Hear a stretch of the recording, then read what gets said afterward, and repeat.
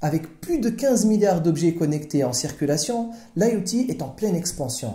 Cette croissance rapide expose également les utilisateurs au risque de cyberattaques, offrant ainsi aux hackers des milliards de cibles potentielles pour mener des attaques de plus en plus sophistiquées. Dans cette vidéo, nous allons explorer 5 exemples marquants de cyberattaques sur l'IoT.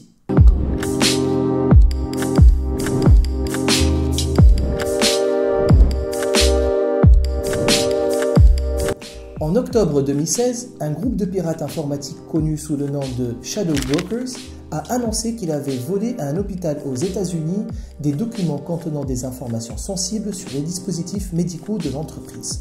Les chercheurs ont découvert que ces dispositifs médicaux étaient vulnérables à une attaque de type Man in the Middle, qui se produit lorsque le hacker intercepte, modifie et envoie des données en se faisant passer pour l'expéditeur d'origine. L'hôpital a initialement nié les allégations de vulnérabilité, mais a finalement admis que les dispositifs étaient vulnérables et a publié des correctifs pour les résoudre. Stuxnet est probablement l'attaque IoT la plus connue. Pendant l'attaque, le logiciel Siemens Stepset a été compromis, donnant accès au programme industriel dans une installation nucléaire en Iran. L'attaque est de type worm. C'est un type de logiciel malveillant qui se propage automatiquement à travers les réseaux informatiques en exploitant les vulnérabilités des systèmes.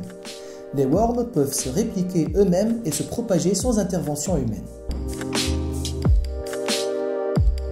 Des hackers ont utilisé une attaque de type force brute pour accéder à des milliers de caméras de surveillance de la marque TrendNet. Ils ont utilisé un logiciel automatisé pour tester toutes les combinaisons possibles de noms d'utilisateurs et de mots de passe. Cette attaque a été possible car les propriétaires n'ont pas correctement sécurisé leurs caméras de surveillance en utilisant des noms d'utilisateurs et des mots de passe par défaut fournis par le fabricant. Les attaques Mirai ont été l'un des plus grands événements de l'histoire de la sécurité IoT. En 2016, les pirates ont utilisé des milliers d'appareils IoT infectés pour lancer des attaques massives par déni de services distribués, dont certaines ont perturbé le fonctionnement d'Internet dans le monde entier. Les appareils ont été infectés par un logiciel malveillant appelé Cheval de Troie qui leur a permis d'être contrôlés à distance par les pirates. Un cheval de Troie est un type de logiciel malveillant qui semble inoffensif ou même utile, mais qui contient en réalité un code malveillant caché.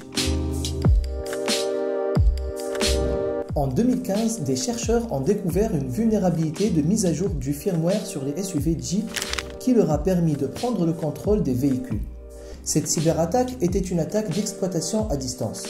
Les chercheurs ont exploité la vulnérabilité pour accéder au système de divertissement du véhicule via le réseau cellulaire. Cela leur a permis de prendre le contrôle du véhicule, de la direction au frein en passant par la vitesse et même de désactiver les freins complètement. Suite à cela, un rappel massif des véhicules pour corriger la vulnérabilité a été effectué. Cet exemple démontre que même les appareils et les systèmes les plus inattendus peuvent être vulnérables aux cyberattaques. Le dernier exemple que je vais vous présenter est plutôt insolite. En 2017, un casino a été victime d'une cyberattaque inhabituelle.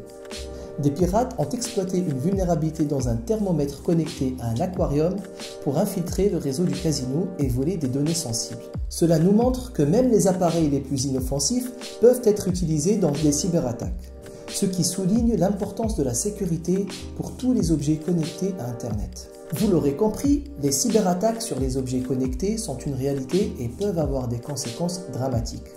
Il est donc crucial de prendre des mesures de sécurité appropriées pour protéger vos appareils connectés et éviter qu'ils ne deviennent des portes d'entrée pour les hackers. Pour en savoir plus sur le sujet, je vous invite à consulter notre article dans la description.